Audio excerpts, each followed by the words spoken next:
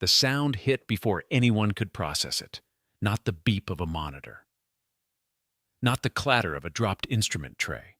It was the flat, sharp crack of an open palm meeting a human face, the kind of sound that doesn't belong in a hospital, the kind that freezes a room the way a gunshot freezes a street.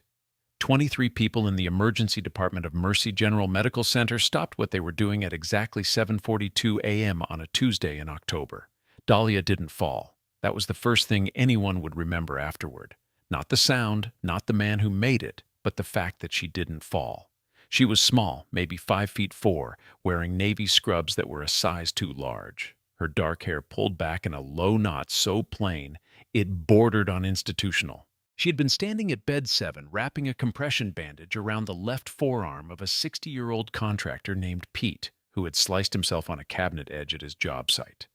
The bandage technique was unusual, a modified pressure wrap with diagonal cross-tension, but no one had been paying enough attention to notice. Harrison Kingsley had noticed. Or rather, he had noticed that it wasn't the technique described in Mercy General's standardized nursing protocol binder, which he had personally commissioned a consulting firm to produce at a cost of $47,000 2 years ago. And Harrison Kingsley did not pay $47,000 to be ignored by a contract nurse whose name he had never bothered to learn. "That is not the approved method," he said. His voice was smooth, calibrated, the voice of a man who had spent decades making rooms go quiet on command. He was 61, silver-haired, built like someone who had once been athletic and had since traded muscle for authority. His suit was charcoal Italian wool. His 3 guests, 2 men and a woman in business attire, all wearing the careful smiles of people who were being pitched at, stood just behind him, like a tailored shadow. Dahlia looked up. She didn't apologize. She didn't explain. She simply looked at him with dark, steady eyes, and then looked back down at her patient's arm and continued wrapping. The room collectively held its breath.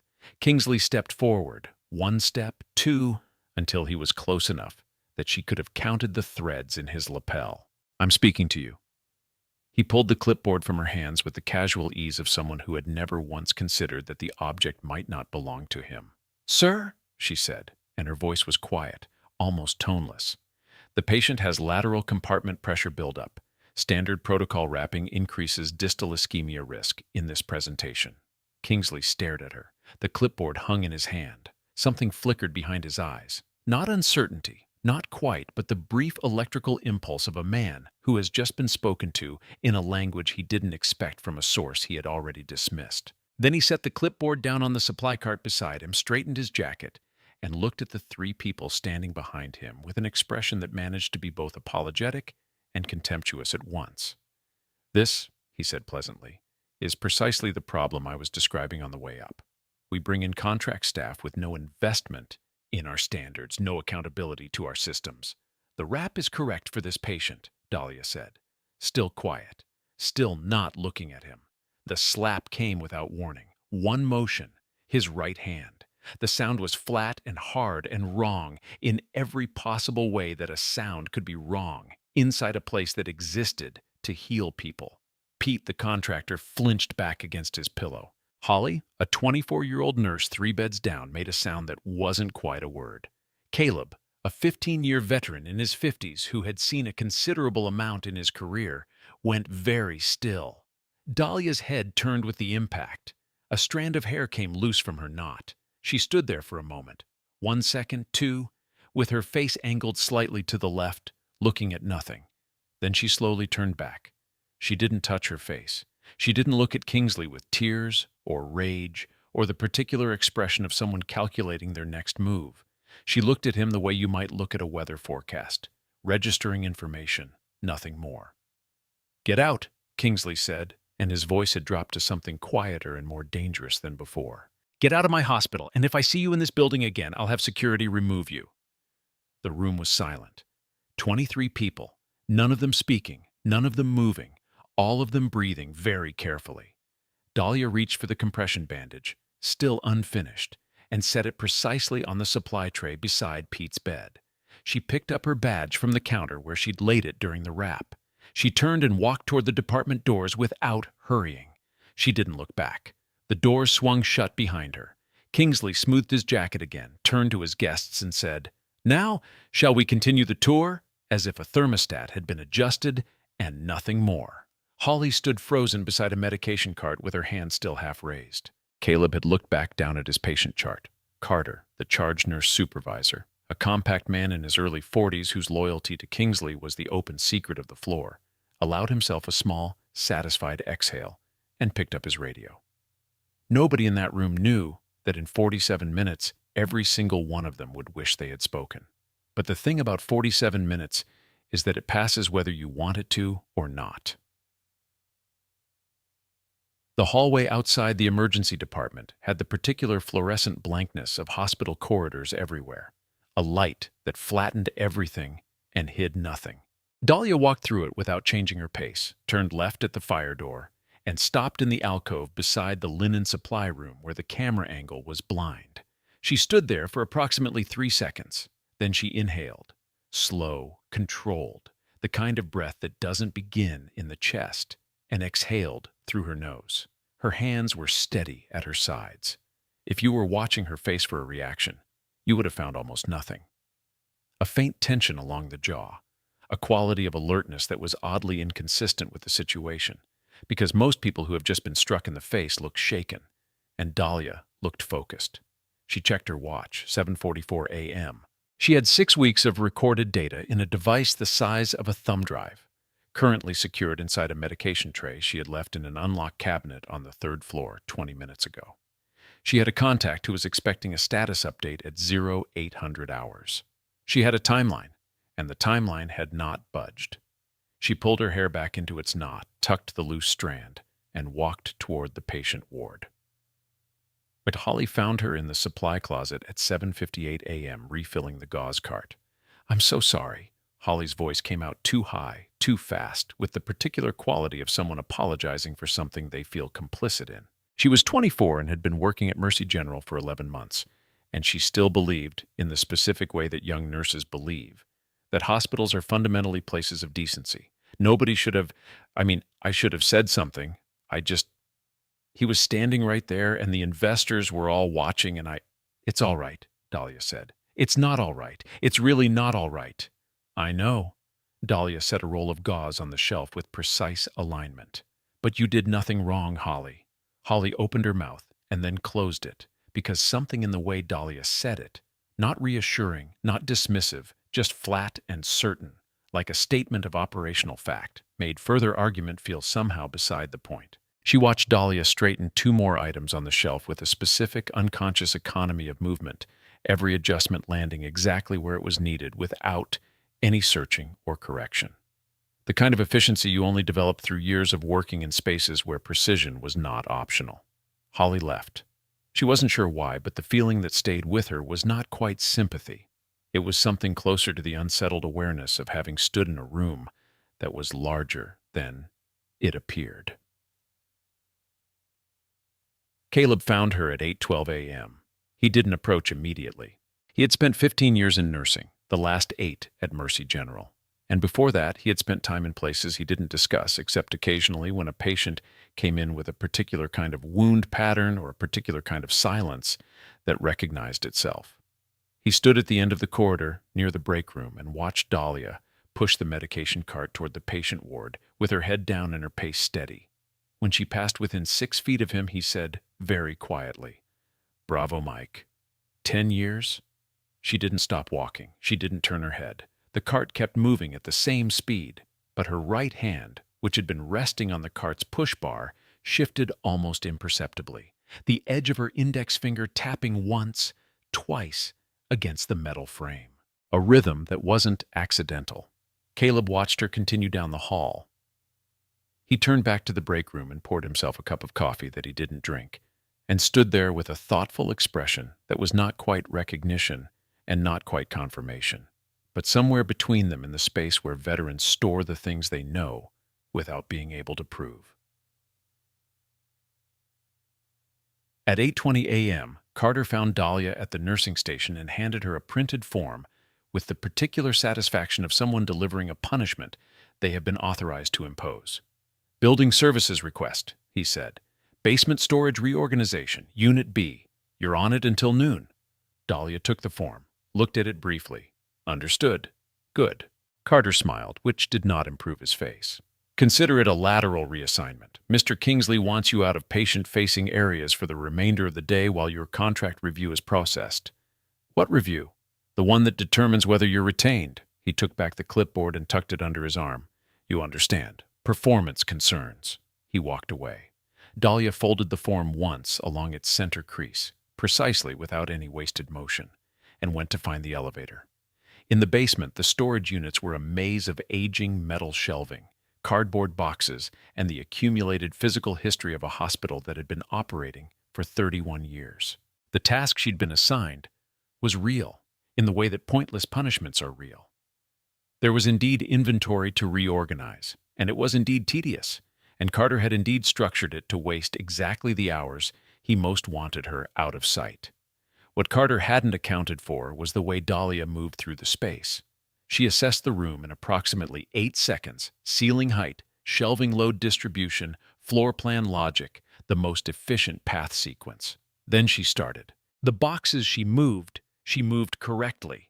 Knees, not back, load centered against her body. And she moved them with a particular kind of controlled force that suggested the 80-pound box she lifted, without any visible struggle, was not the heaviest thing she had ever carried in difficult circumstances. She rearranged the shelving configuration with the particular spatial logic of someone who had thought seriously, at some point in her life, about what you put where, when you might need to reach it quickly, in the dark under pressure. By 9:15, she had reorganized a space that would have taken a standard facilities crew 4 hours. She stood in the center of it, looked around once, and went upstairs.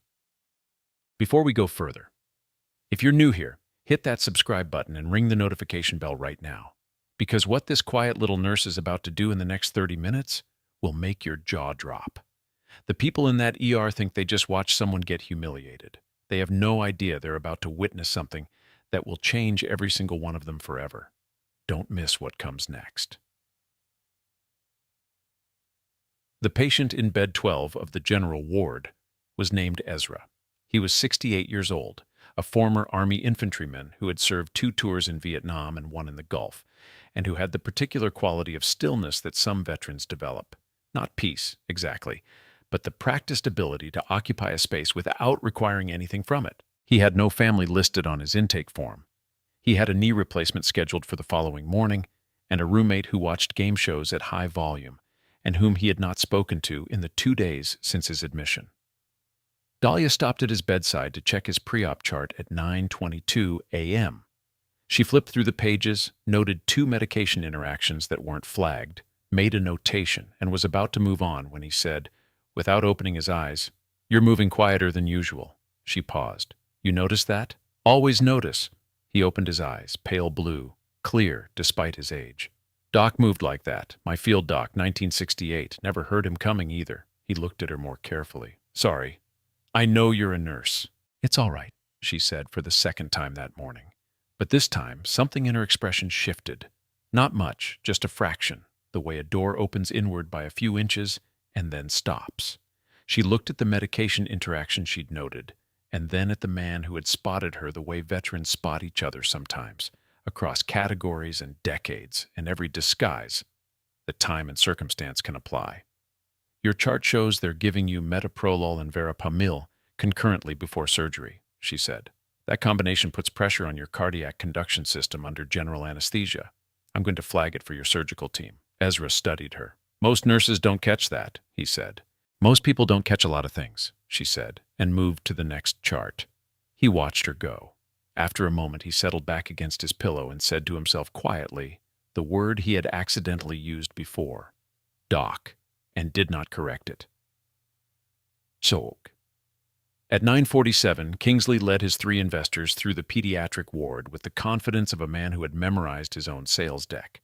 The investors were Fiona, a sharp-eyed woman in her 50s who ran a healthcare equity fund out of Philadelphia, and 2 men named Russell and Grant who asked good questions and wrote down the answers with fountain pens. Blaine moved alongside Kingsley with the synchronized smoothness of a second shadow, fielding the technical questions, redirecting the uncomfortable ones, deploying numbers with the practiced ease of someone who had spent considerable time deciding which numbers to deploy. Our surgical outcomes data, Blaine was saying, sliding a tablet toward Fiona, reflects a 15% improvement over the regional benchmark for comparable institutions. Complication rates? Fiona asked. Trending favorably. We've implemented new post-operative monitoring protocols that... I'd like to see the raw numbers, Blaine smiled. Of course. We'll have the full data package to you by end of week. They moved past the window of the pediatric procedure room. Inside, a child of about 7 was getting a cast fitted, while a nurse held his hand, and a resident explained the process in the careful language adults use to make frightening things sound manageable. The physical plant is our biggest current opportunity, Kingsley said smoothly, steering attention back to the hallway. We're in the second phase of a capital improvement program that will bring this facility fully in line with contemporary standards while reducing our nursing overhead by approximately 30% through strategic contract restructuring. Fiona wrote something down. Grant nodded. Russell looked out the window at the pediatric room. What none of them saw, because she was behind them, pushing a supply cart at exactly the right speed to maintain a 7-foot distance, was Dahlia, moving through the pediatric corridor. Listening, not looking at them, not slowing down, not changing anything about her pace or her posture or the direction of her gaze, just absorbing every word with the practiced attention of someone trained to retain information without appearing to collect it. The cart turned a corner, and she was gone. Machere. At 10:15, a call came over the department intercom. Motor vehicle accident, multiple casualties, estimated arrival in 12 minutes, 3 units inbound. Aaron. Doctor. Aaron Mercer, 29 years old, 4 months into his emergency medicine residency, perpetually slightly behind where he expected himself to be. Looked at the board, looked at his patient census, and felt the particular stomach drop sensation of someone who has been in the water for a while and just noticed the current getting faster. He started moving through the department, pulling staff, checking bed availability. The charge desk was short, 2 nurses, one on break, one pulled to a code on the 3rd floor. Carter was on his radio. The attending who was supposed to be supervising was currently on a call with hospital administration about something related to a contract review. Dahlia was standing at the edge of the department. She was technically not authorized to be there. Carter's instruction this morning had been explicit. But she was there, near the entrance, very still, watching Aaron work through the pre-arrival checklist with the focused observation of someone running a parallel calculation in their head. Holly noticed her. You're not supposed to be... How many are coming? Dahlia asked. 3 units. They're saying 4 confirmed critical, 1 probable. Dahlia looked at the board, looked at the available staff, looked at the bed configuration. The calculation took approximately 4 seconds. Bed 3 needs to clear, she said. The patient in 3 is stable and can move to OBS. You need the trauma bay for the head injury that's coming. The initial report says mechanism of injury is consistent with rotational cranial impact. So you're going to want room to intubate and CT prep simultaneously. She paused. And someone needs to call the OR suite and tell them to hold elective cases for the next 90 minutes. Holly stared at her. How do you know? I heard the call. The mechanism data is in the pre-arrival report. Aaron had appeared behind Holly. He had heard enough. Can you help? Carter's voice cut across the department from the charge desk. She's not authorized in this area. I know, Aaron said, not looking at Carter. He looked at Dahlia. Can you help? Dahlia stepped through the door. The first unit arrived at 10:27, the second at 10:29. By the time the 3rd unit pulled in, Dahlia had already cleared bed 3, flagged the OR suite, positioned 2 nurses at the intake points, and stood beside Aaron at the trauma bay entrance with the calm, undemonstrative readiness of someone who had done this before in conditions that made a suburban emergency department look like a quiet afternoon. The critical patients came in fast and complicated and overlapping, the way critical patients always do. And what happened in the next 18 minutes was not dramatic in the way that television emergency departments are dramatic. It was the opposite. It was dense and technical and precise, and the drama of it was entirely in what didn't happen. Nobody went into cardiac arrest on the table. Nobody's airway was lost. Nobody got the wrong intervention for the wrong presentation. The patient in the first unit had a head injury with the particular constellation of symptoms: unequal pupils, right-side neglect, specific reflex pattern that pointed to a subdural bleed requiring immediate surgical consult.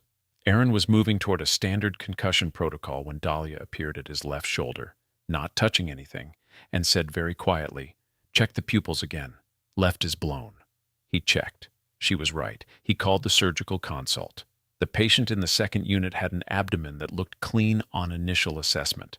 Dahlia was across the bay, but she glanced over twice in the first 90 seconds, and on the third glance she said from 6 feet away, "A guarding on the left lower quadrant. Ask about recent abdominal surgery." The patient had a mesh repair 3 months prior. The trauma had disrupted it. It would have been missed on the initial scan if someone hadn't been looking for it.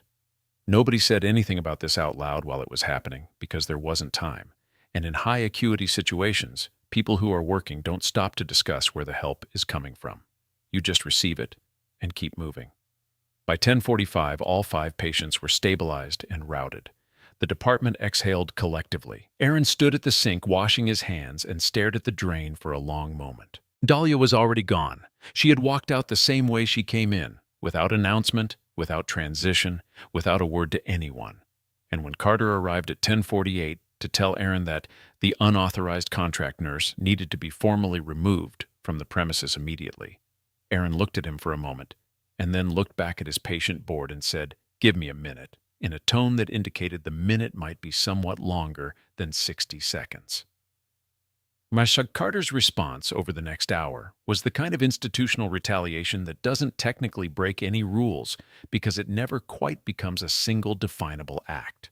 He told the nursing staff casually in the break room while refilling his coffee that the new contract nurse's credentials had come into question. Something about her original training records not aligning with her application. Something about a nursing school in Eastern Europe that hadn't responded to verification requests. He wasn't making accusations, he said, just flagging it as something people should be aware of. The information moved the way information moves in institutions, faster than facts, slower than rumors, in a form that was too vague to challenge and too specific to ignore. Holly heard it at 11:15. She was standing at the medication cart and she heard it, and she looked at Dahlia across the department with an expression that had changed. Not hostility, but the kind of cautious recalibration that people do when they realize they might have been trusting the wrong things. Dahlia noticed. She always noticed. She continued with what she was doing, which was recording a blood pressure reading for a patient in bed 11, and she didn't look up again. At 11:40 a.m., Btch, a man in his mid-50s walked through the main entrance of Mercy General in civilian clothes. Khaki pants, a button-down shirt, the particular kind of plane that is actually carefully assembled, and went to the visitor desk to ask for the room number of his nephew, who was recovering from an appendectomy on the 4th floor. His name was Jasper Holt. His rank was Colonel, United States Army, currently stationed at Fort Carlisle, 6 miles east. He had been in uniform for 31 years, and he was built like it. Straight-spined, wide-shouldered, with a face that had been weathered by the specific combination of outdoor light and sustained responsibility that ages a person differently than ordinary time. He got his nephew's room number and took the elevator to the 4th floor and spent 20 minutes visiting, which mostly consisted of his nephew complaining about the food and Jasper listening with the practiced patience of someone who has sat through a great deal of complaining in much worse conditions. On his way back to the elevator at 12:15 p.m., he passed through the 3rd floor corridor. He was not looking for anything in particular. He was thinking about a meeting he had at 1400 hours and whether he had time to stop for lunch. He saw Dahlia from behind. She was pushing a linen cart toward the supply room, and there was nothing about the image that should have registered at all. Small woman, navy scrubs, plain hair, institutional posture. But something made Jasper stop. Not a conscious recognition, more like the involuntary arrest of movement that happens when the body identifies something before the mind has caught up with it. He stood in the corridor for a moment, watching her move. The way she held her shoulders, the way her feet placed themselves on the floor, with a specific heel-to-toe weight distribution that was not a nurse's walk and not a civilian's walk. The way she paused at the supply room door, assessed the interior, and entered. That pause, that assessment, a fraction of a second, barely visible, but it was there. Jasper continued to the elevator. He pressed the button. He stood there. When the doors opened, he didn't get in. He turned around and walked back to the 3rd floor nursing station, where he asked the ward clerk, in the pleasant, uncomplicated manner of a visitor, whether the nurse with the dark hair who had just gone into the supply room was on the regular staff. The ward clerk said she was a contract nurse, fairly new, and left it at that. Jasper took the elevator down. He got into his car in the parking lot. He sat there for a moment with his hands on the wheel, and then he reached for his radio. "Fort Carlisle Dispatch," he said. "This is Colonel Holt. I need a priority database inquiry. Female, approximately mid-30s, 5 feet 4, dark hair. Cross-reference against JSOC personnel records and any classified deployment rosters that include Fort Carson between 2014 and 2019. Authorization code Foxtrot 7 Hotel." He paused, "and run the name Dahlia through the same search, all variants." He put the car in drive and sat in the parking lot with the engine running. In the third-floor supply room, Dahlia had located the specific medication tray she had left in the unlocked cabinet 3 hours earlier. She opened the tray, retrieved a small rectangular device from beneath the second layer of gauze rolls, and checked its status indicator. Green, recording continuously. 18 hours of material. She replaced the tray, closed the cabinet, checked her watch. 12:21 p.m. She pulled out a secondary phone, not her personal one, and typed a short message in a notation system that would have looked like a filing code to anyone who happened to see it. "Phase 2 confirm. Need 48 hours. Contact Bravo." She sent the message, deleted it, replaced the phone in her inner pocket. She stood in the supply room for a moment, alone in the particular quality of silence that exists in institutional spaces when the machinery stops for a second. The fluorescent light hummed. Somewhere in the distance, a monitor beeped in its steady, indifferent rhythm. Dahlia picked up the linen cart and continued her route. What?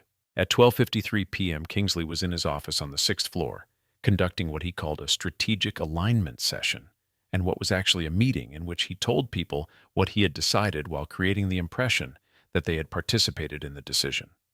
Blaine sat to his right. The hospital's legal counsel, a careful man named Levi, sat across the table reviewing a document that appeared to relate to contract modifications. 2 members of the board of directors who had been invited for what they'd been told was a routine operations update were slowly realizing it was not quite that. "The nursing contract restructure," Kingsley said, "is the centerpiece of our operational optimization for next fiscal year. We're looking at reducing our direct nursing headcount by 31% and shifting to a managed contract model through our preferred staffing partnership." One of the board members, an older woman named Margaret, who had been on the board for 9 years and had seen several of Kingsley's preferred partnerships before, said, "What are the liability implications of that model for patient outcomes?" Kingsley looked at Levi. Levi said something about regulatory compliance and baseline safety ratios. Margaret wrote something down. "There's also the matter," Blaine added smoothly, "of the equipment renewal contract with Stratford Medical Systems. We're in the final stage of negotiating a 10-year supply agreement that will standardize our device procurement across all 4 facilities." Fiona, who had joined the session after the morning tour, looked up from her tablet. "Stratford Medical Systems has a Department of Defense contract, correct?" "They're a registered defense contractor, yes," Blaine said, "which actually strengthens their supply chain reliability." "Their liability documentation," Fiona said, "includes a 2-year-old product recall on their hemodynamic monitoring equipment that their legal team classified as a voluntary improvement. 11 hospitals reported adverse events. 3 of them were facilities that Mercy General has sourcing relationships with." The room was quiet for a moment. Kingsley said, "I wasn't aware you'd reviewed their documentation." "I reviewed it this morning," Fiona said, "after the tour." She set her tablet down. "I'd like to see the internal evaluation Mercy General conducted before entering contract discussions." What nobody at that table knew, because nobody in that room was looking for it, was that the evaluation document Fiona was requesting did not actually exist in the form she expected, and that the adverse events she had mentioned from those 3 affiliate hospitals were not actually 3, they were 11, and that the difference between those 2 numbers represented the specific discrepancy that Dahlia had been sent to Mercy General to document. At 1:12 p.m., the second major trauma call of the day came in. This one was different. A military transport vehicle from Fort Carlisle had been involved in a collision with a civilian truck on the highway 6 miles east. 5 injured, 3 critical. The unit, arriving in 8 minutes, had a preliminary report that included an injury pattern description that most civilian emergency departments would process as standard blunt force trauma and treat accordingly. Dahlia heard the call from the third-floor corridor. She was not supposed to be on the patient-facing floors. She looked at the clock. She looked at the stairwell door. She went down the stairs at a pace that was not quite a run. In the emergency department, Aaron was already moving, already pulling the team together, already running the prep checklist with the practiced efficiency he'd developed over the past 5 months of residency. He had learned, in those 5 months, to be good under pressure. He had not yet learned, because there are things experience cannot fully teach until you've seen them, to identify the specific injury signatures of high-velocity military vehicle impacts. Dahlia came through the department doors at 1:14 p.m., 2 minutes before the first unit arrived. Carter saw her and opened his mouth. "Not now," Aaron said without looking at Carter. The first patient came in at 1:16, the second at 1:18. By the time the third arrived, Dahlia had positioned herself at the secondary bay with Holly and a respiratory technician named Marcos, and she had begun working with the particular focused silence of someone who has decided that explanations are a post-situation luxury. The third patient, a young private, maybe 21 years old, who had been in the back of the transport vehicle, had a wound pattern that Dahlia recognized in under 4 seconds. The mechanism, the specific distribution of injury, the way he was protecting his left side without being fully conscious of it. She had seen this before, in conditions and in locations that did not appear on any nursing school curriculum. "Left side blast over pressure pattern," she said to Aaron quietly from 2 feet away. "Check his tympanic membranes and his pulmonary fields before you touch the visible injuries. The visible presentation is secondary." Aaron looked at her. He looked at the patient. He did what she said. The pulmonary contusion was bilateral and significant.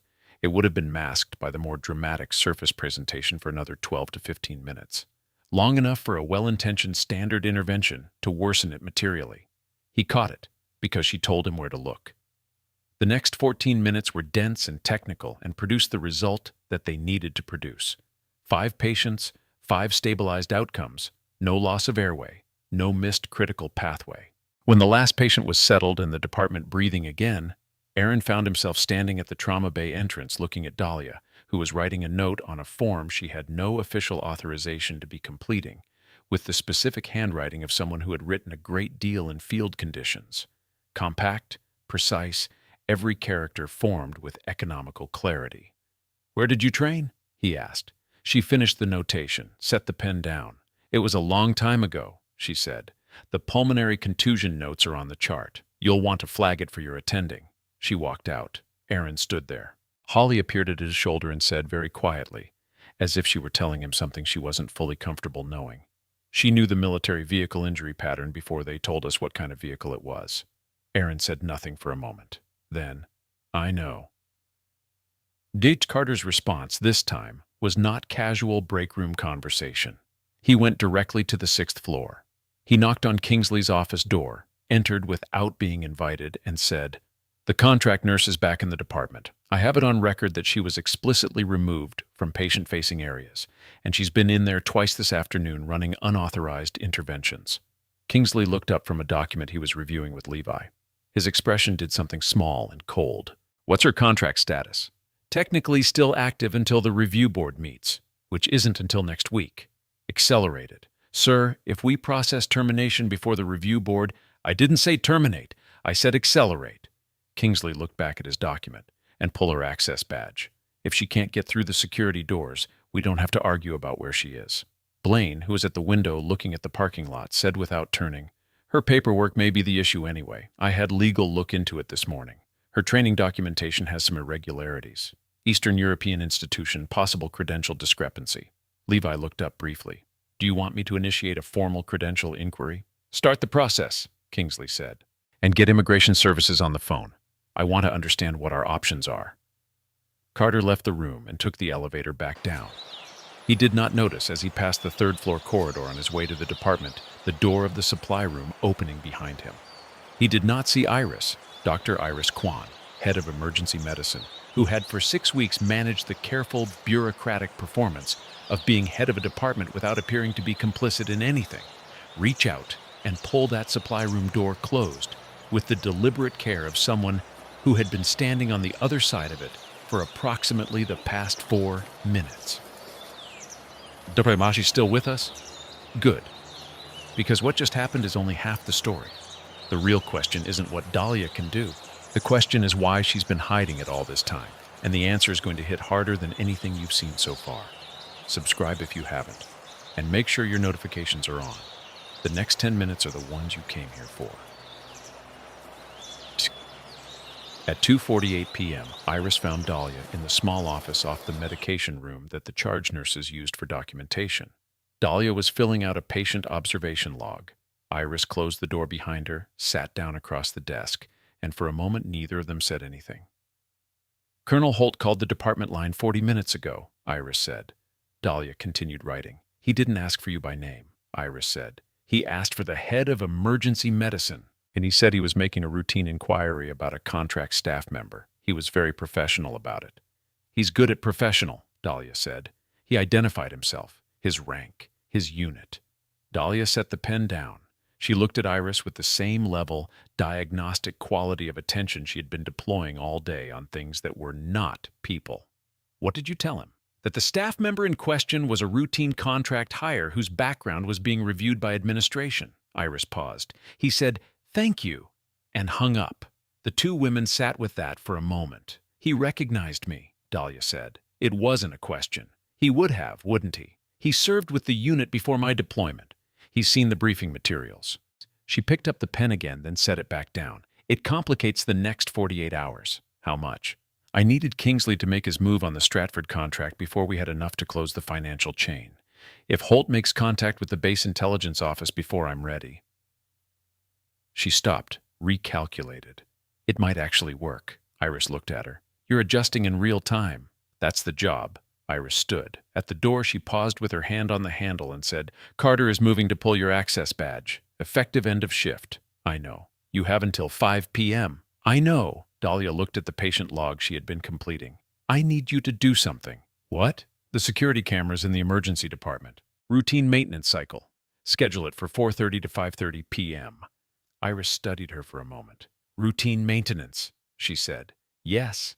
Iris left. Dahlia picked up the pen, finished the notation she had been writing, and placed the log in the outgoing documentation tray with absolute precision along its left edge. At 3:17 p.m., Seth Pryor, a local journalist who had been covering the healthcare industry for 7 years, and who had developed in that time a specific radar for the gap between institutional narrative and institutional reality, arrived at the hospital carrying a recorder and a press badge and the studied casualness of someone who has learned that the best way to gather information is to look like you're gathering different information. He had come to write a piece about the hospital's community health outreach program, which was generating positive press coverage, and which he suspected was serving, at least partially, as a reputational offset for something he hadn't yet identified. He introduced himself to the public relations coordinator on the first floor, accepted a cup of coffee, and settled in for what he fully expected to be a long afternoon of receiving information that was carefully true. He ran into Caleb in the cafeteria at 3:45 by what was not entirely coincidence. Seth had a network of sources in the city's healthcare system, and one of them had mentioned Caleb's name in the context of people who have been at Mercy General long enough to know where things actually are. They sat across from each other with trays of food that neither of them were particularly interested in, and Seth said, after some warm-up conversation, "There's been some interesting personnel activity in the ED lately. Anything you want to share off the record?" Caleb considered his coffee cup for a moment. "Off the record," he said, "there's a lot happening in this building that has nothing to do with the community health program." "Such as?" "Such as contracts." Caleb set down his cup. "Specifically the kind that benefit from keeping certain information out of the public record." Seth leaned forward slightly. "Stratford Medical Systems?" Caleb looked at him. "You've been doing your homework." "Trying to." "Don't follow the nurse," Caleb said, and his voice had changed, flatter, more careful, the voice of someone choosing words like footsteps on uncertain ground. "Whatever you think is the story there, it isn't. Follow the money instead. Specifically the equipment procurement records from the last 2 years, and why the adverse event log doesn't match what's being reported to the state health board." Seth wrote something. "And the nurse?" Caleb stood, picking up his tray. "That story writes itself," he said. "When it's ready. Not yet." He walked away. Seth sat alone in the cafeteria with his notebook and the distinct feeling of someone who has just been handed a thread and told, in the clearest possible terms, to pull it. At 4:03 p.m., Dahlia was in the east corridor of the third floor when she heard, through the closed door of the conference room adjacent to the nursing station, Kingsley's voice. She was supposed to be completing her medication documentation before her badge access was revoked. She had 11 minutes of useful time remaining. She looked at the conference room door, and then she did something that was not on her schedule. She slowed down. Slightly. Enough. "The board won't be an issue," Kingsley was saying. "Margaret asks questions, but she doesn't push. The Stratford agreement goes through at the end of the month, regardless of what Fiona thinks she found." Blaine's voice. "She's sharp. If she keeps looking, she won't keep looking if she doesn't have anything to look at." A pause. "Levi, what's the status on the documentation archiving?" Levi's voice, more cautious. "The digitization process creates some exposure. If someone with the right access were to request the original intake logs from the adverse event reports." "Nobody with the right access is going to do that," Kingsley said. "That's why we structured access the way we did." Dahlia had heard enough. She continued walking. In the supply room at the end of the corridor, she retrieved the small recording device from its position in the medication tray and confirmed its status. Green recording 14 hours of continuous material across the past 6 weeks, including the last 45 seconds. She replaced it, locked the cabinet, left the supply room. At 4:11 p.m. she was in the basement, and the small phone in her inner pocket received a message that consisted of 4 words and a number. "Phase 3. Bravo confirmed. 0700. She read it, deleted it, put the phone away. "Put the Satakiji thoughts." Somewhere above her, a helicopter that she was not expecting for another 16 hours was adjusting its flight plan. She didn't know that yet. She walked to the elevator, pressed the button for the ground floor, and watched the numbers count down with the expression of someone who has done everything they needed to do today and is now waiting for the next thing to begin. The elevator opened. She stepped in. The doors closed. The elevator doors opened on the ground floor, and Dahlia stepped out into the main corridor at 4:13 p.m. The hospital was in its late afternoon rhythm. The shift change beginning to build at the edges, visitors moving toward the exits, the cafeteria starting its dinner prep with the particular institutional smell of reheated protein and industrial cleaning solution. She walked through it with the same unhurried, unremarkable pace she had maintained for 6 weeks, and nobody looked at her because she had spent 6 weeks ensuring that nobody looked at her. She was heading toward the nursing documentation office to complete her final chart entries before her badge access was revoked at 5 p.m., when her phone, her personal one, not the secure line, vibrated once. A text from a number saved under a contact name she had chosen carefully for its absolute plausibility. In a nurse's contact list, Dr. R. Coleman. Scheduling. The message read, "Patient transfer delayed. Arrival now, 4:45. She read it, put the phone away, adjusted her timeline by 32 minutes, absorbed the adjustment, and continued walking. 4:45. That changed things, not by much, but in operations where the variables were human beings and institutional inertia, and the unpredictable behavior of men who believed they were untouchable, 32 minutes was the difference between a controlled conclusion and an improvised one. She had been trained in both. She preferred the former. She would adapt to the latter if necessary. She turned down the east corridor and began her final documentation. Floyd Briggs had been head of security at Mercy General for 9 years, and he was good at his job in the specific way that people are good at jobs that require physical presence and procedural certainty, and not very much ambiguity. He was 44, broad through the chest and shoulders, with a face that had spent considerable time outdoors before it spent considerable time in fluorescent-lit corridors. He followed instructions carefully and documented everything, and had, over 9 years, developed a reasonably accurate instinct for situations that were about to become complicated. The situation with the contract nurse had been giving him that instinct for most of the afternoon. Carter had come to him at 4:22 with a printed copy of the badge revocation order, signed by Kingsley and countersigned by the HR director, and told him that the order was effective immediately, not end of shift. Floyd took the paperwork, confirmed the authorization signatures, and went to find the nurse in question. He located her at 4:31 in the documentation office adjacent to the medication room, where she was completing chart entries with the same economical precision she seemed to bring to every physical task he had observed her performing. He had been watching her more carefully than most people realized, because that was his job, and what he had observed had produced in him a sustained low-grade puzzlement that he hadn't been able to fully articulate to himself. He knocked on the open door. "Ms. Dahlia?" She looked up. "I need to collect your access badge. Mr. Kingsley has moved up the timeline on the review process." He held up the paperwork. "It's all documented. You'll receive a formal written notice through the contract agency." Dahlia set down her pen. She reached for her badge, the rectangular plastic card on a retractable lanyard, and stopped. "I need to complete these 3 charts," she said. "It's a patient care documentation requirement. Incomplete records are a regulatory violation." Floyd considered this. It was technically accurate, and Floyd did not like regulatory violations in his building because they generated paperwork that eventually ended up associated with security administration. "How long?" 7 minutes. He looked at his watch. He stepped inside the doorway and stood there, which was as close to waiting patiently as his job description allowed. Dahlia picked up her pen. The 7 minutes passed. She completed the charts in 6.5 and placed them in the outgoing tray with the same careful alignment she applied to everything. She unclipped her badge from her lanyard and held it out. Floyd took it, confirmed the information on the face matched the revocation paperwork, and placed it in his evidence bag. "You'll need to exit the building through the main entrance," he said. "I'll walk you out." "All right," she said, and stood. What happened next was not planned.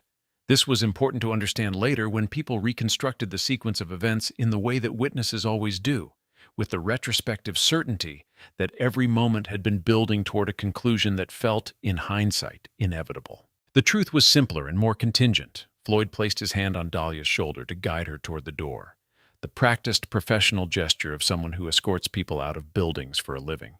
And he applied slightly more pressure than he intended, because the doorway was narrow, and he was large, and she was not moving quite as fast as he expected. The pressure on her shoulder twisted the fabric of her scrub top. The left side of the collar pulled down, and to the right.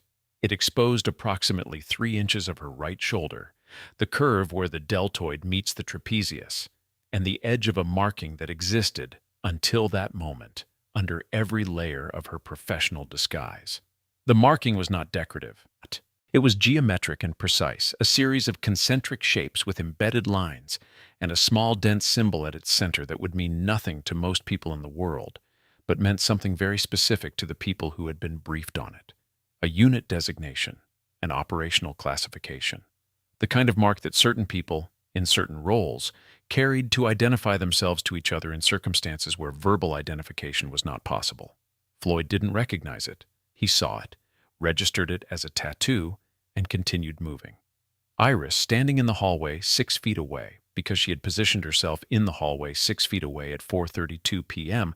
for reasons that she would later describe as professional oversight, saw it. Her expression did not change. Her breathing did not change. But she took her phone from her pocket and sent a message of 3 words to a contact saved under the name of a scheduling coordinator she had never actually spoken to. "Now, confirm arrival." The response came in under 40 seconds. ETA, 12 minutes. Iris put her phone away. She walked toward the nursing station at a pace that was entirely consistent with the rest of her afternoon. What she didn't know, what nobody in the hospital knew, was that Colonel Jasper Holt had received his database results at 3:58 p.m. and had been sitting in his car in the Mercy General parking lot for the past 37 minutes. The results had come back flagged at the highest classification level he had clearance to access, which meant that he could see enough to understand what he was looking at, but not enough to understand all of it. What he could see was a personnel record, partial, redacted in the specific way that records are redacted when the person is not dead, but is supposed to appear unavailable, with a service history that began at Fort Carson in 2014, ran through 2 classified operational deployments, and ended with a notation he had seen once before in his career on a document he had not been supposed to read. Deep cover placement, duration, classified, contact protocol, Bravo 7. Below that, a photo. Standard military ID format, straight ahead, no expression. The woman in the photo had dark hair and dark eyes and a quality of stillness that the camera had managed, somehow, to capture accurately. Jasper had looked at the photo for a long time. Then he had called the base intelligence office and reported his location and his observation. And the base intelligence officer had said something brief. And then the call had been transferred up in a way that happened very rarely in Jasper's experience, and the person on the other end of the transfer had said 4 words: "Stay where you are." He had been staying where he was for 37 minutes. At 4:43 p.m., he saw Floyd walking Dahlia toward the main entrance, and he got out of his car.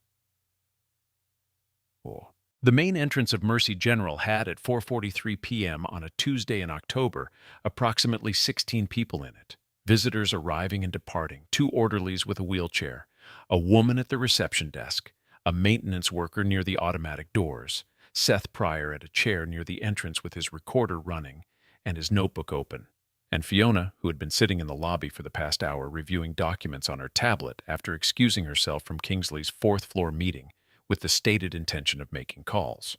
Fiona had, in fact, been making calls, just not the ones Kingsley expected. Floyd walked Dahlia through the lobby toward the main doors. The lobby watched in the incurious way that lobbies watch things, peripherally, without full investment. Fiona looked up, Seth looked up, the receptionist looked up and then back down at her screen. Kingsley came through the interior corridor at 4:44, Blaine beside him, Carter a step behind. He had come down to ensure the removal was properly witnessed and to say something to the investors, who he had not expected to still be in the lobby, about administrative efficiency and the challenges of managing contract staff.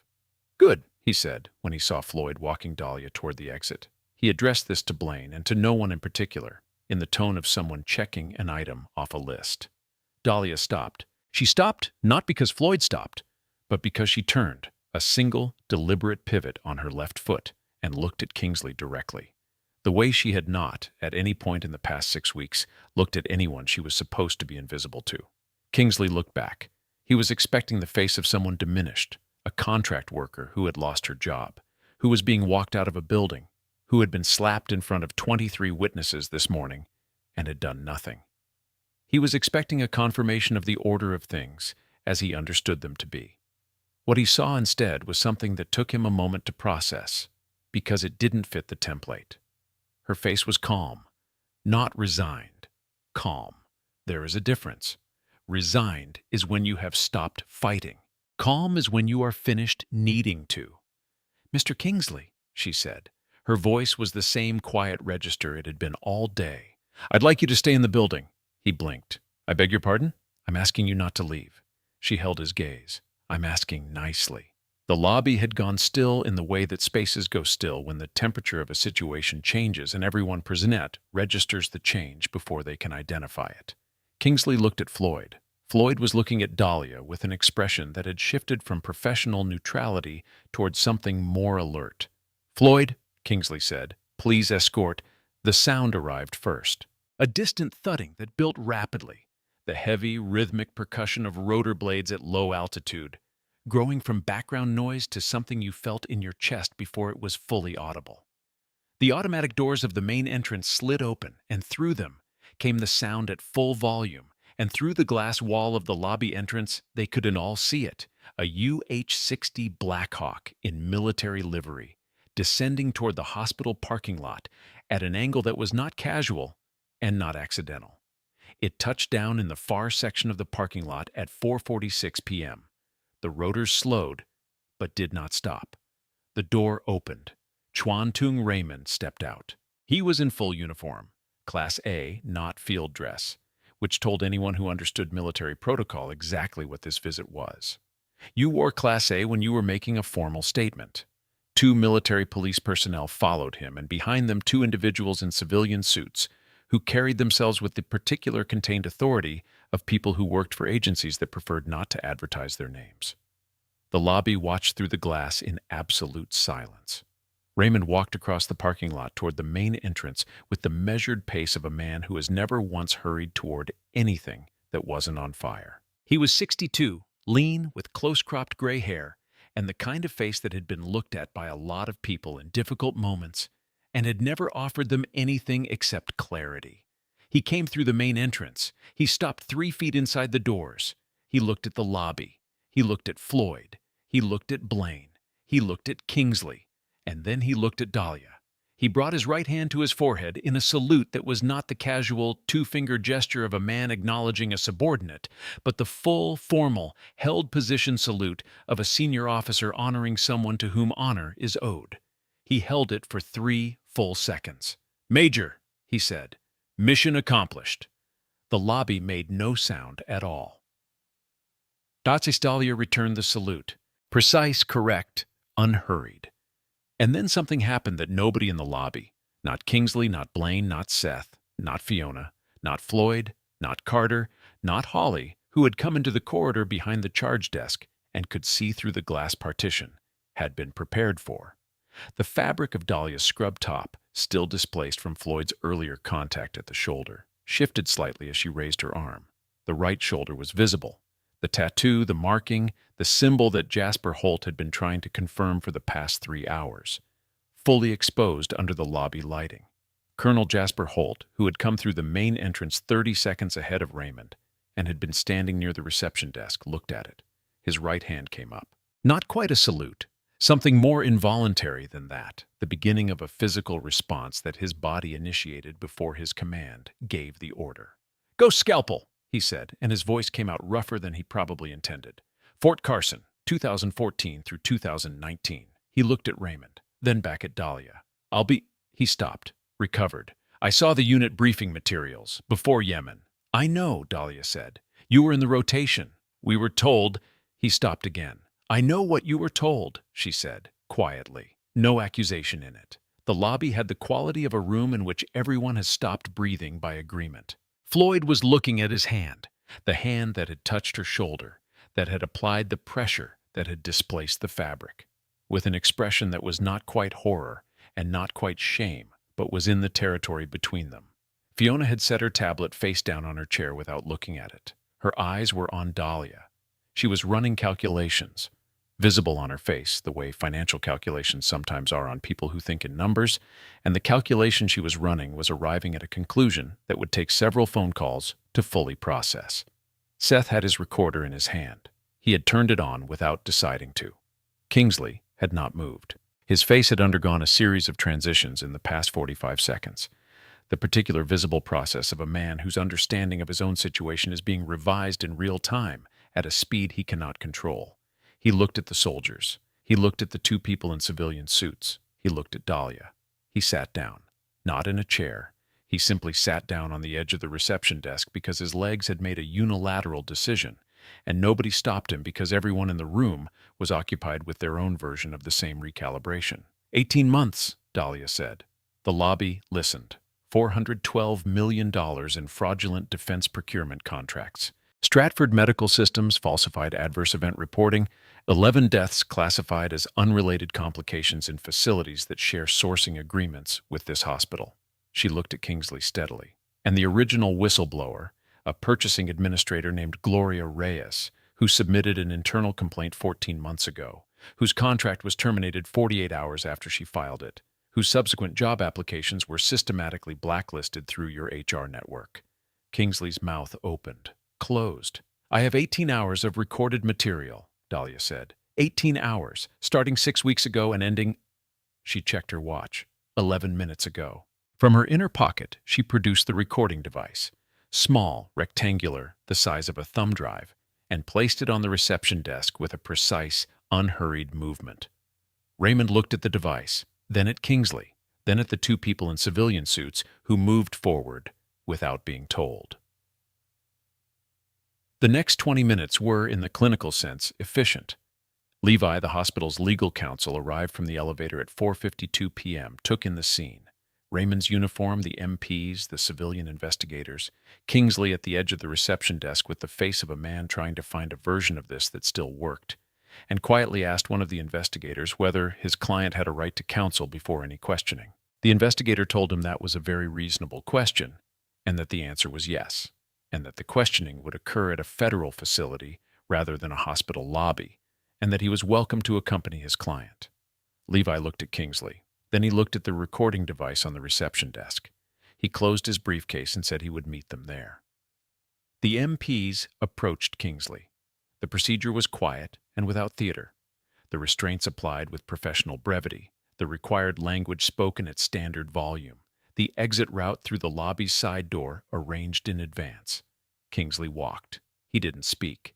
The man who had filled rooms with the sound of his own authority all morning left through a side door in silence, and the lobby watched him go. Blaine had been standing very still against the wall near the corridor entrance for the past 4 minutes. One of the civilian investigators approached him with a card and told him that his cooperation was expected and would be documented and that his legal counsel should be contacted immediately.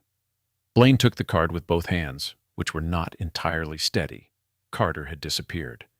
Nobody noticed immediately. When Floyd went to find him at 5:03 p.m., Carter was in the third-floor supply room, which he had accessed with his remaining badge credentials, apparently attempting to reach a cabinet that had already been emptied of what he was looking for. The MPs collected him without incident. Floyd came back to the lobby at 5:18 p.m. He found Dahlia near the main entrance, alone, standing with her hands at her sides, looking at nothing in particular. The lobby had mostly cleared. The civilians who had witnessed the events had been redirected or had left of their own accord. The investigators were managing the administrative transition in Kingsley's former office above. Raymond was in conference with Jasper in the room that had been the board of directors' waiting area. Floyd stopped in front of her. He was a large man and the lobby was spacious, and he still managed to look slightly smaller than he had an hour ago. "I didn't know," he said. "I know you didn't," she said. He stopped, looked at his hands. "When I put my hand on your shoulder, I shouldn't have done that regardless of—" "Floyd," her voice was even, not forgiving, exactly. Forgiveness implied a debt, and she wasn't in the business of debt. More like the acknowledgement of a fact. You followed documented orders and you did your job as you understood it. That's what you were supposed to do. He looked at her for a moment. "What do I do now?" "You'll be asked to give a statement," she said. "Tell them exactly what happened, in sequence, without editorializing. You'll be fine." He nodded. He started to leave, then stopped. "The investors," he said. "The woman, Fiona. She's been on her phone in the conference room for the past hour." "I know." "You know? She's the one who flagged the Stratford documentation to begin with," Dahlia said. "She came in with her own suspicions. That's partly why the timeline moved up." Floyd looked at her for a moment with the expression of someone reassessing the last 6 weeks from a new elevation. "You knew she was going to do that." "I thought she might," Dahlia said. "People who ask about adverse event rates are usually asking for a reason." He left. Dahlia looked out through the glass main entrance at the parking lot, where the Blackhawk sat with its rotors at idle in the October afternoon light. Ship was Dr. Norbert Chase, head of surgical services, was escorted to a small conference room on the second floor at 5:27 p.m. by one of Raymond's aides, who explained with courteous precision that a senior Department of Defense official would like to speak with him regarding the hospital's surgical outcomes data and its relationship to the Stratford procurement contract. Norbert was 68 years old and had been practicing surgery for 34 years, and had, in that time, learned to project an authority so complete and so consistent that he had largely forgotten, somewhere in the middle of his career, that it was a projection. He sat down across from Raymond with his hands on the table and his spine straight, and the expression of a man who was prepared to explain, at whatever length was required, why what he had done was reasonable. Raymond placed a printed document on the table between them. It was a list: dates, patient names, procedure codes, outcome classifications. "These," Raymond said, "are 11 patients. 8 of them were treated with Stratford hemodynamic monitoring equipment at this facility between January 2022 and March 2024. 3 of them were treated at affiliate facilities. The adverse events in each case were classified as complications unrelated to equipment failure." He paused. This classification was incorrect in 9 of the 11 cases. Norbert looked at the document. His posture didn't change. His face changed, slowly, in the way that faces change when a person is trying to manage a recognition they had not expected to have to manage today. "The incorrect classification," Raymond continued, "appears on documentation that carries your signature." Norbert said nothing for a long moment. Then, "I'll need to speak with my attorney." "That's a very reasonable position," Raymond said. "We'll arrange it." He stood and left the conference room. In the hallway outside, he paused for a moment. and then continued toward the elevator with the expression of someone who has done this particular kind of work long enough to find neither satisfaction nor enjoyment in it, only the steady forward motion of necessity. Aaron found Dahlia at 5:41 p.m. in the emergency department. She had come back in. She had building access now, or rather, the restriction on her access had been dissolved in the 45 minutes since Kingsley's removal, along with a considerable number of other things Kingsley had authorized. And she was doing something unexpected. She was finishing the patient documentation she had been interrupted from completing when Floyd came to escort her out. The charts she had started at 4:31. She was completing them. Aaron stood in the doorway of the documentation office and watched her write for a moment. She wrote with the same compressed, efficient handwriting. Every character formed precisely. No wasted motion. "The private from the military transport," he said. "The bilateral pulmonary contusion," she continued writing. "He'll need the follow-up CT at 48 hours. Don't let the surgical team sign off on the chest clearance based on the initial scan." "I flagged it. Good." He was quiet for a moment. "Blast over pressure pattern," he said. "That's not in the civilian emergency medicine curriculum." "No," she said. "It's not. Where does someone learn to identify it?" She set down her pen and looked up at him. He was 29 and earnest, and had spent the past 4 months in a state of perpetual mild overwhelm, trying to become competent faster than the clinical environment was willing to slow down for him, and he had spent most of today doing something that was harder than competence. He had taken direction from an unexpected source, without fully understanding the source in real time, under pressure. That was a different skill. Most people had to fail several times before they learned it. "Kandahar," she said. 2017. She picked up her pen. It was a difficult year. He was quiet for a moment. "I'm sorry," he said, "that you had to. I mean, all of it." "Don't be sorry," she said. "You did good work today." He looked like he wanted to say something else. He looked like there were approximately 47 more questions he wanted to ask. Instead, he said, "Thank you," in the voice of someone who means it across multiple meanings at once. She nodded. He left. She finished the chart, set it in the outgoing tray, and went to find Ezra. Babasund Ezra was being discharged. His nephew, a broad, quiet man in his 30s named Marcus, had arrived at 5:15 to take him home before his surgery the next morning, and the two of them were in the process of gathering Ezra's things with the particular methodical slowness of people who have had a lot of practice at hospital departures. The roommate with the game shows was absent for once. Dahlia appeared in the doorway. Ezra looked up. He looked at her for a moment, at her badge, now gone, at her navy scrubs, at the particular quality of her face in the late afternoon light through the window. And then he looked at the door behind her, where the distant sound of a military helicopter's idle rotors was still faintly audible. "Figured that was connected to you somehow," he said. "Most things today were," she said. Marcus looked between them, made the rapid social calculation of a man who understood that he was standing in a conversation that did not require him, and found a reason to be in the hallway. Ezra held out his hand. She took it. He held it for a moment. Not the grip of someone who wanted something, but the hold of someone who was placing something in her palm that had no physical weight. "My field doc," he said, 1968. I never knew his name, never saw his face after that night, but I knew what he did. He looked at her hand in his. "Some things you just know." "Yes," she said. "You did good here." He said it the way veterans say things, stripped of decoration, offered as fact. "Whatever you were actually doing, you did good." She squeezed his hand once and released it. She started to step back. "Doc," he said. She paused.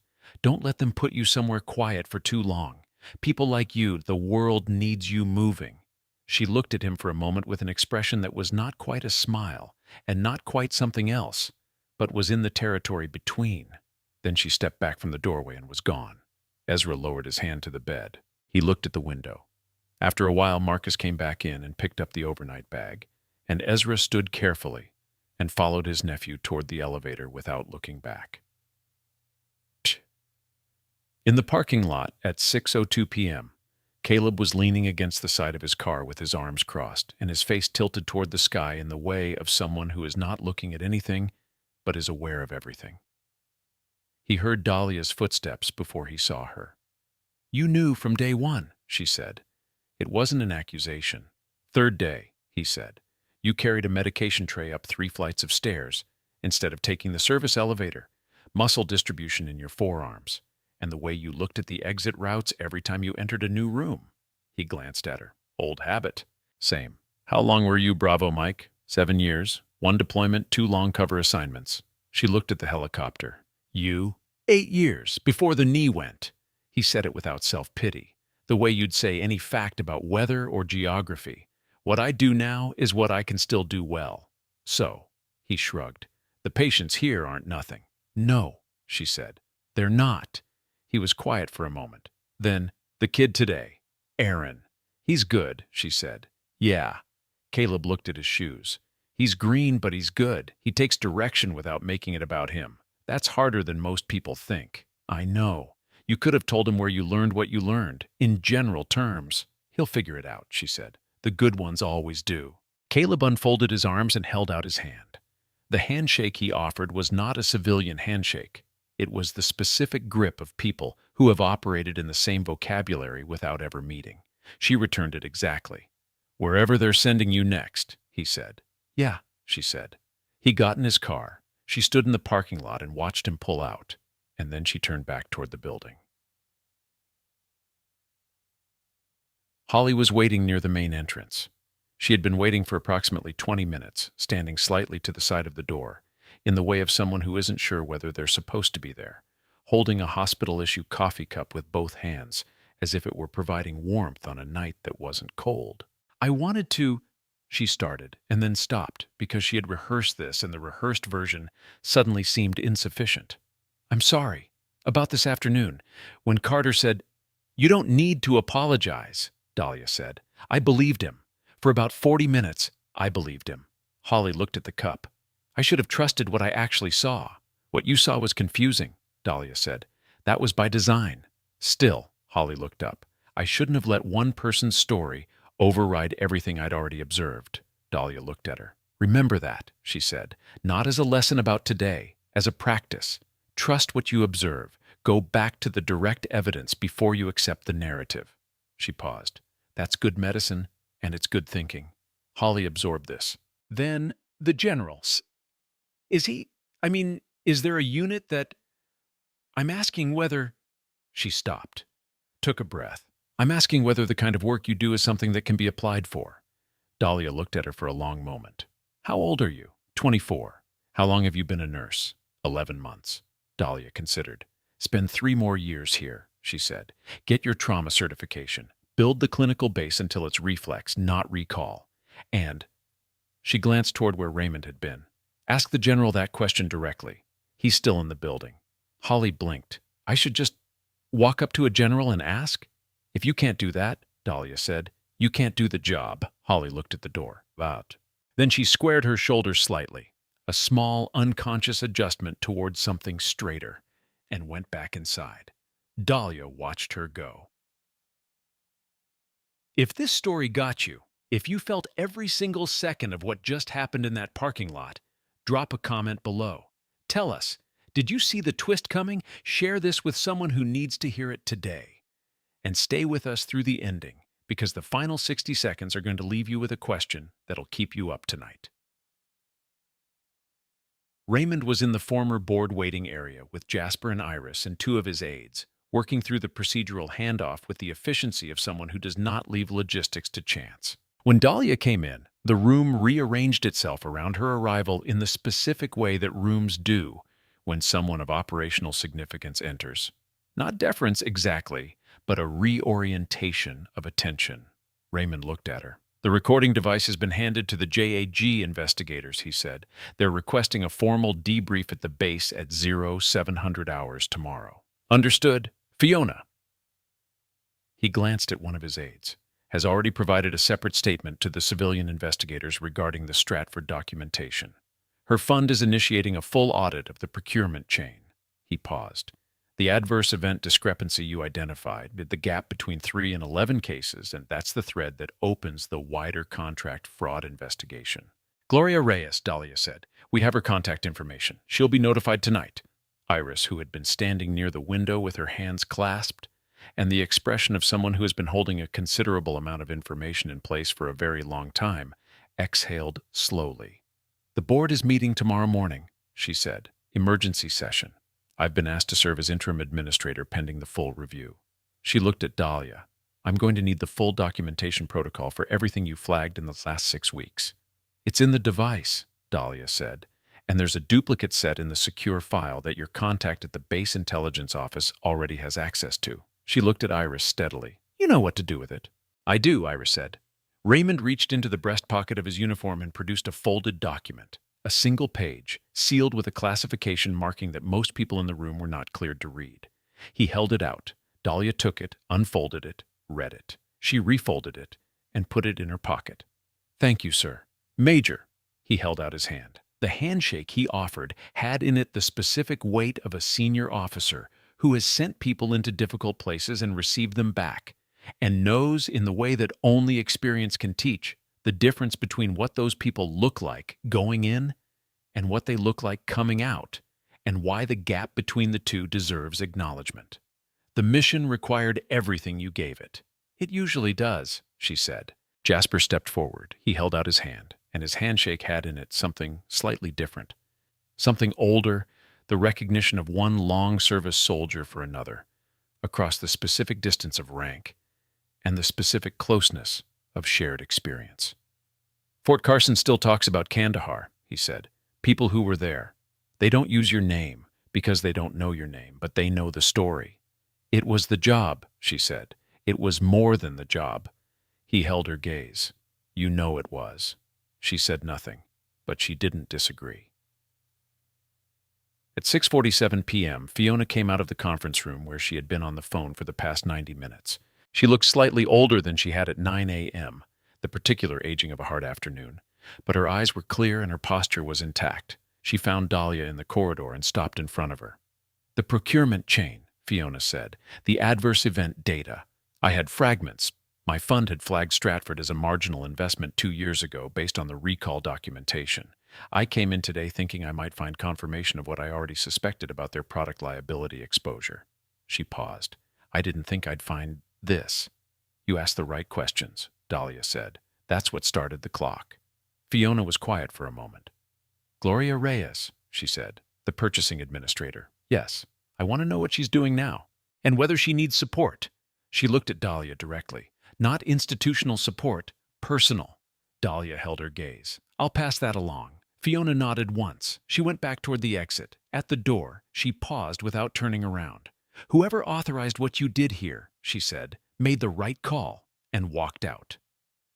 At 7:03 p.m., Seth Pryor sat in his car in the hospital parking lot, with his recorder on the passenger seat and his notebook on his knees, and several pages of handwritten notes that were going to require careful consideration before they became anything publishable. He had the fraud story, the Stratford contract data, the adverse event discrepancy, the procurement chain. Caleb had pointed him there, and Fiona's statements to the civilian investigators had confirmed the outline, and he had enough to build a solid, documented piece that would stand up to the kind of scrutiny that serious institutional fraud stories attracted. He did not have the nurse. She had not given him her name. She had not spoken to him directly. She had not looked at him in the lobby with anything other than the same level, unremarkable attention she had directed at everything around her all day. He had watched her receive a general salute and return it without drama, watched her speak to Kingsley in the lobby with the flat, certain authority of someone reading a verdict, watched her hand a recording device to federal investigators, and accept a commendation document and exchange the handshake of equals with a 2-star general, all with an expression that never departed from its baseline of focused calm. He had no story about her. He had an impression. The impression was that the woman who had been slapped in the face in the emergency department at 7:42 that morning had known, at the moment it happened, exactly what the day was going to cost and exactly what it was going to produce, and had weighed those things and proceeded. He wrote in his notebook, "Some people carry their service the way others carry an illness, invisibly, constantly, shaping everything about how they move through the world." He looked at it, crossed it out. He wasn't a person who wrote in metaphors. He stuck to facts. The fact was, this hospital was about to change. The fact was, the people responsible for the harm done here, to patients, to a whistleblower, to everyone whose care had been compromised by fraudulent equipment and falsified data, were going to answer for it. The fact was, one woman with a recording device and 6 weeks of patience had made that possible. He picked up his recorder, turned it off, drove home. At 7:22 p.m., the hospital's evening shift was well underway. The day's events had produced the specific kind of institutional turbulence that settles into a buzzing, uncertain quiet.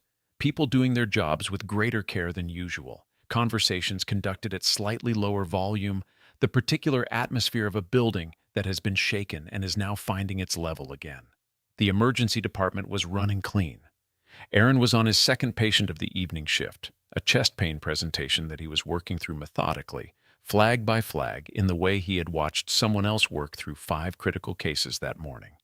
Holly was at the medication cart with the expression of someone who is paying more attention than usual, which she would maintain for the rest of her shift and, with some variation, for the rest of her career. Caleb had finished his documentation and clocked out and driven home, where he would spend a quiet evening, not telling his wife any of the specifics of what had happened today, which was not unusual. And she would watch him be quieter than normal and understand without asking that it was the good kind of quiet. On the 4th floor, Ezra's room had a new occupant, a 40-year-old with a broken radius from a construction accident, who found the television remote immediately and turned it to a news channel. The game show roommate was getting discharged the following morning. Shock. Dahlia was in the women's locker room at 7:31 p.m. She opened her locker, the narrow metal rectangle that had held for 6 weeks only what a contract nurse needed to hold: a change of street clothes, a small bag of personal items, a lock she had brought from outside because the hospital-issued locks were flimsy. She changed out of her scrubs without hurrying. She folded them and placed them on the bench. She took the nurse's badge off the hook where she had placed it. Carter had handed it back to her at 5:47 p.m. as part of the access restoration process, and she had accepted it without comment and set it flat on the bench beside the folded scrubs. She looked at it for a moment. 6 weeks of what it represented. The weight of being invisible when you were not invisible. The weight of being dismissed when you were not dismissible. The particular discipline of remaining exactly as small as the situation required while carrying something much larger. She put on her street clothes, plain, dark, the same calibrated ordinariness she applied to every choice she made in cover. She slung her bag over her shoulder. The secure phone in her pocket vibrated. She took it out. Bravo 7, active, coordinates follow, report in 36 hours. Below the text, a set of coordinates that she memorized in approximately 4 seconds and then confirmed against the reference point she kept stored in a different part of her memory. The way you keep emergency routes stored, accessed rarely, never lost. She deleted the message, pocketed the phone. She looked at the locker one more time, closed it, did not look back. Holly intercepted her at the corridor junction between the locker room and the main exit. She had clearly been waiting, and the expression on her face had the quality of someone who has spent the past 40 minutes working up to something and is going to do it before the opportunity closes. "I asked him," she said. Dahlia stopped. "You asked the general." I walked into the room where he was finishing up, and I said, "Sir, I have a question about career paths in military medicine." And then I asked. Holly looked slightly stunned at herself. He said, she stopped. He said I should speak to someone at the Army Medical Department recruiting office, and he gave me a card. And then he said, "The woman you're asking about will tell you the same thing I just did. She always tells people the right thing." And then he went back to his meeting. Dahlia looked at her. "Good," she said. "That's it? Just good? You did the hard part. The rest is logistics." Holly looked at her. The plain clothes, the bag, the complete absence of the badge that had been her institutional identity for 6 weeks. "You're leaving? Yes? Now? Yes." Holly opened her mouth, closed it, opened it again. "Is there anything I can—" "Take the trauma certification course," Dahlia said. "The one at Mercy General's partner institution. It runs in February and April. The April session is better. Different instructor, more clinical hours." She looked at Holly steadily. "And trust what you observe. We already covered that." "We did," Holly said. "I haven't forgotten." Dahlia walked past her toward the main exit. At the door, she paused. She didn't turn around. She said, at standard volume, "You're going to be good at it, whichever version you choose." Then she went through the door. Btch. The parking lot was quieter than it had been. The Black Hawk was still there. Rotors now stopped, the crew conducting post-mission checks in the evening chill. The parking lot lights had come on in the early dark of October, throwing yellow circles on the asphalt, and the hospital's main entrance behind her was lit and operational and already, somehow, different in the quality that buildings acquire when the thing that was wrong in them has been named. Raymond was standing near the helicopter, finishing a call. He saw her coming and finished the call. "The debrief is 0700, he said. "I'll be there." He looked at her for a moment, the assessment of a commanding officer who is trying to be honest with himself about what he is seeing. "How are you?" he said. It was not a perfunctory question. He asked it in the specific way of people who have sent others into sustained difficulty and want to know, need to know, what came back. She considered it the way she considered everything, accurately. "Ready for what's next?" she said. "That's not what I asked." She looked at him. "I know." He held her gaze. "The mission required 6 weeks of sustained cover in a high-exposure, institutional environment," he said. "That's a specific kind of sustained effort. It has effects." "Yes," she said. And I know what the effects are," she said. "And I know how to manage them. And I will." She paused. "The next mission is 36 hours out."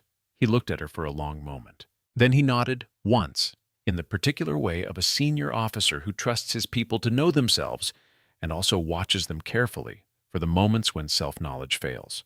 "The debrief will include a medical evaluation," he said. "Standard protocol. I know the protocol." "Good." He held out his hand one more time. This handshake was slightly different from the earlier one. Shorter, more private, less formal. The handshake of a commanding officer who is also in some carefully maintained compartment of professional life, someone who has observed this particular person long enough to have developed something adjacent to concern. 36 hours, Major." "Yes, sir." She walked to the far end of the parking lot. She had a car there, a rental, nondescript, registered under a name associated with her cover identity, which would be returned to the agency and closed out through standard administrative channels. She unlocked it, put her bag in the back, got in. She sat for a moment with her hands on the wheel. Not collecting herself, she was already collected, but in the specific pause of someone moving between one state and the next, acknowledging the transition before crossing it.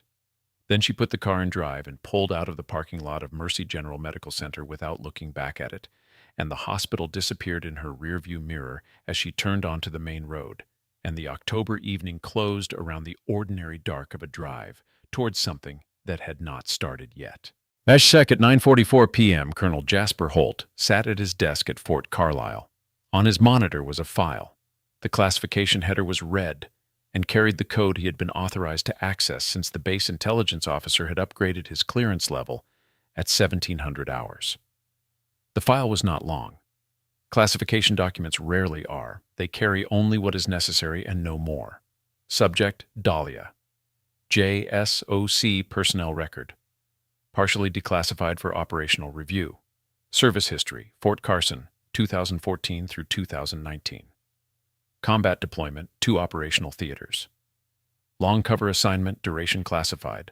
Operational designation: Ghost Scalpel. Specialization: combat surgical medicine, intelligence integration, extended undercover placement.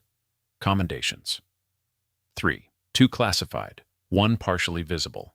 A notation beside a date in 2017 that read, Kandahar Province, Sector 7.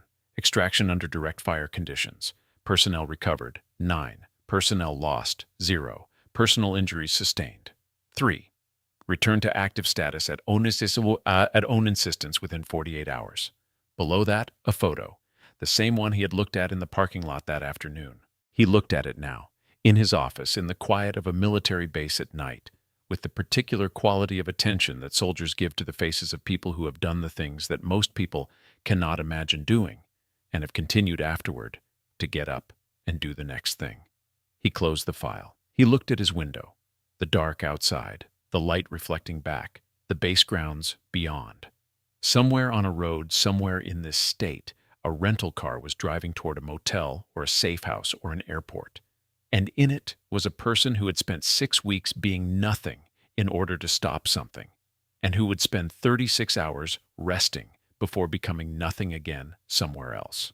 He turned off the desk lamp, sat in the dark for a moment, Then he reached for his phone and called his wife. And when she asked him how his day had been, he said, "Long," which was true, and "good," which was also true, and left it at that. At that same hour, in the back of his nephew's car on the highway heading home, Ezra was awake. Marcus had the radio on low, something gentle, instrumental. The lights of the city moved past the windows. Ezra's knee ached in the specific way that old injuries ache in the cold, the body's own record-keeping.